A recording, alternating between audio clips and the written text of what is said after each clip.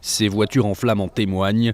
La colère a gagné une partie des rues de Belfast. Depuis une semaine, la capitale nord-irlandaise est le théâtre d'émeutes, à l'image de ce bus incendié par des jets de cocktails Molotov. De quoi inquiéter le Premier ministre britannique Boris Johnson.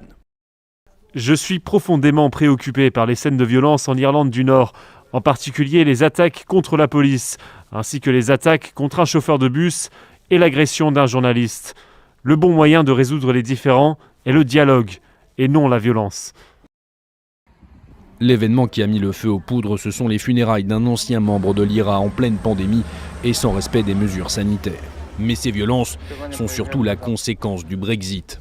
Depuis le 1er janvier et l'entrée en vigueur effective de la sortie du Royaume-Uni de l'Union européenne, certains unionistes nord-irlandais attachés à l'unité de la couronne britannique se sentent trahis.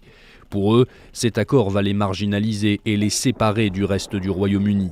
En cause notamment le retour des contrôles douaniers dans les ports nord-irlandais pour les marchandises britanniques.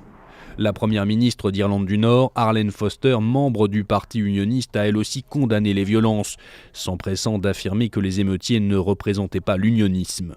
Pourtant, le malaise, lui, est bien réel. L'accord de paix de 1998 avait presque rendu invisible la frontière entre la province britannique et la République d'Irlande, mais le Brexit, malgré ses aménagements, semble la rendre chaque jour de plus en plus concrète.